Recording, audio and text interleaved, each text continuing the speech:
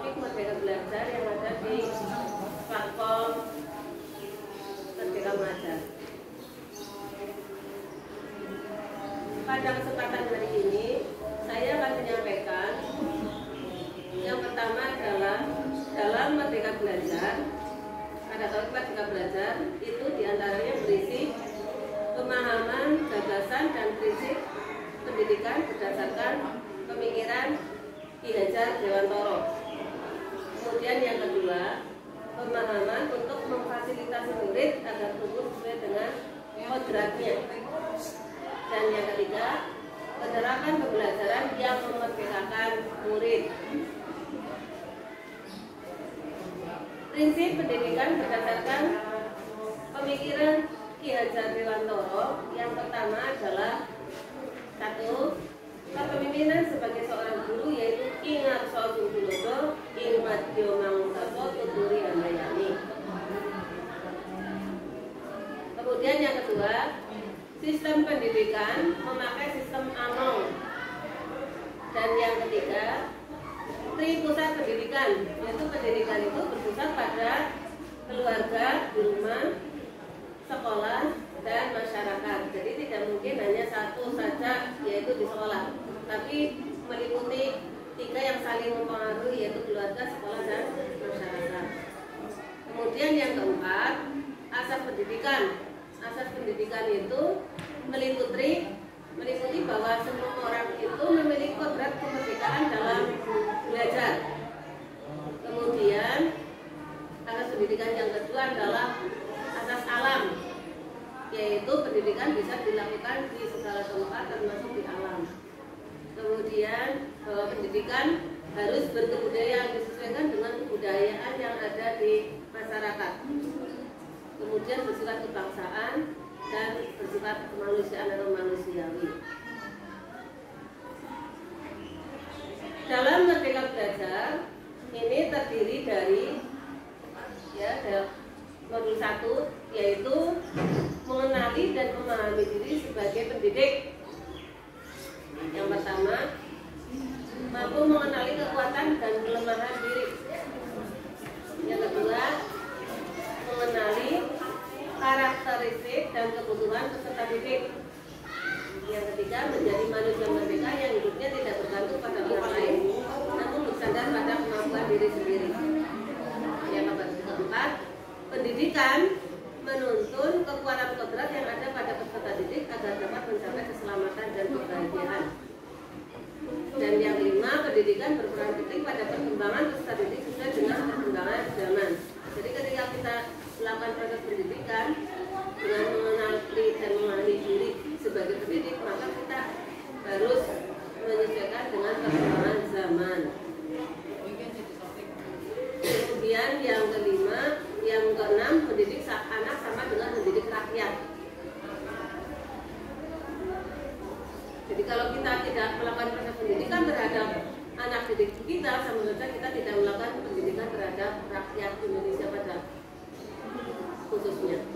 Kemudian yang selanjutnya, guru harus adaptif terhadap perubahan. Saya yakin kita semuanya sudah melakukan proses ini. Kemudian yang kedua, modul mengajar. Dalam modul mengajar berisi tentang pengajaran merupakan bagian dari pendidikan. Pengajaran merupakan cara penyampaian ilmu atau manfaat bagi hidup peserta didik secara lahir dan batin. Yang ketiga, mendidik adalah menuntut segala kodrat yang ada pada peserta didik sehingga dapat mencapai keselamatan dan kebahagiaan setinggi-tingginya. Yang keempat, pendidikan tidak sekedar memberikan pengetahuan, namun mendidik keterampilan berpikir dan mengembangkan kecerdasan batin peserta didik. Kemudian yang kelima adalah sistem ANONG. Dan yang keenam, manusia merdeka, manusia yang dapat memerintah dan menguasai diri sendiri. Maksudnya apa? Maksudnya ya anak-anak kita diharapkan dapat menguasai diri sendiri, memerintah diri sendiri ketika mereka belajar. Jadi belajar karena kesadaran.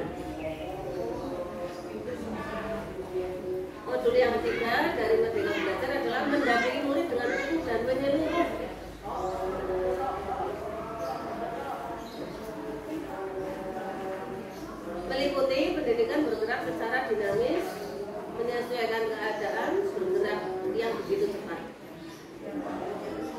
Demikian juga dengan ilmu yang kita miliki juga berkembang secara dinamis. Berkembang secara dinamis, sehingga kita sebagai guru harus juga menambah ilmu setiap saat.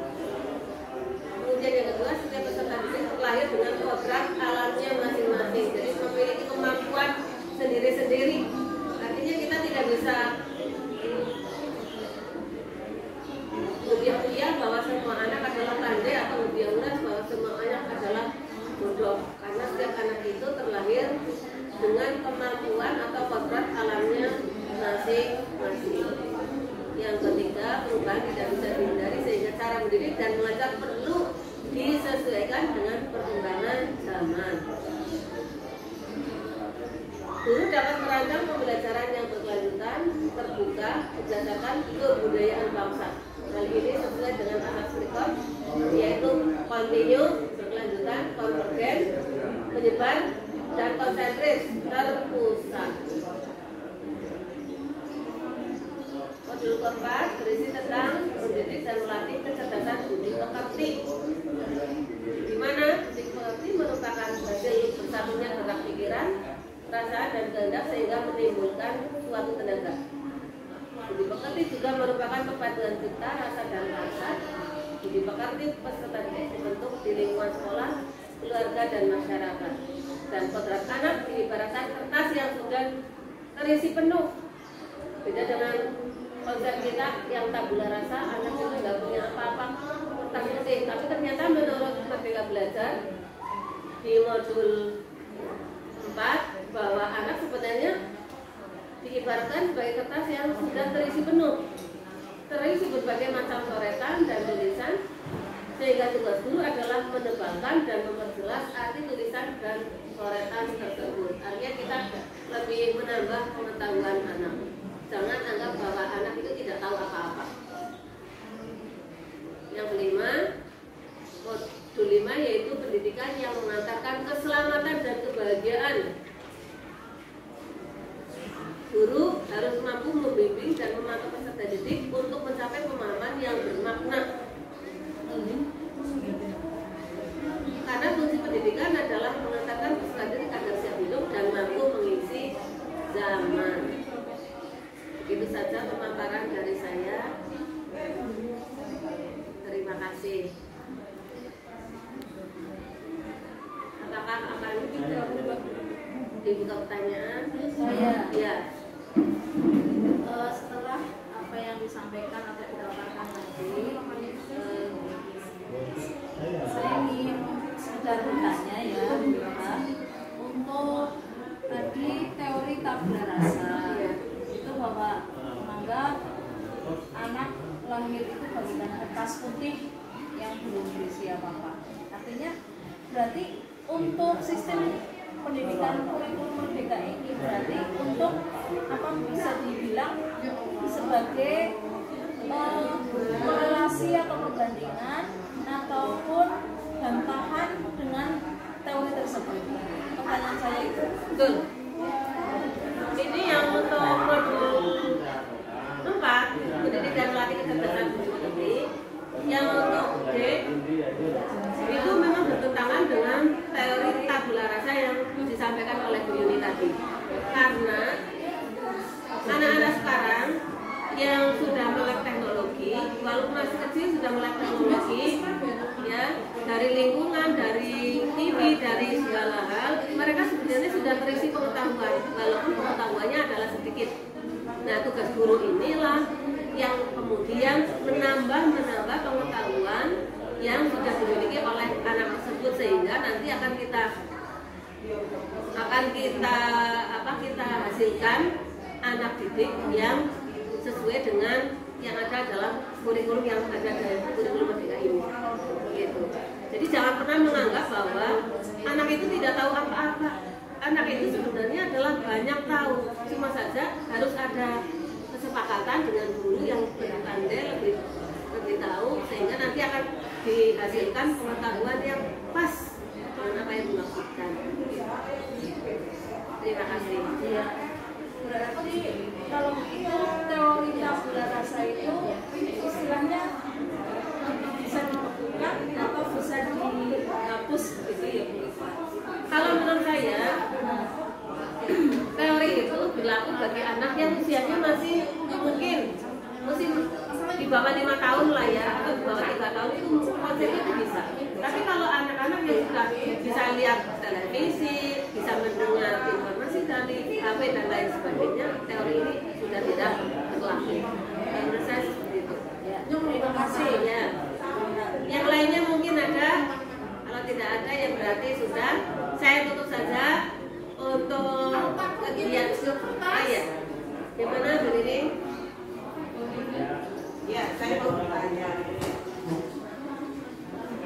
Saya sampai sekarang pun belum mudeng. Yang dalam artinya itu bahwa pendidikan itu sekarang kan berfokusnya ke belajar merdeka. Yang dimaksud dengan belajar merdeka itu yang sejatinya itu yang bagaimana gitu. Sampai detik ini saya belum paham. Ya. Matur nuwun. Terima kasih. Menurut saya yang namanya belajar merdeka adalah para siswa diberi kesempatan, ya, para siswa diberi kesempatan untuk menggali pengetahuan sendiri dan guru bertugas untuk membimbingnya.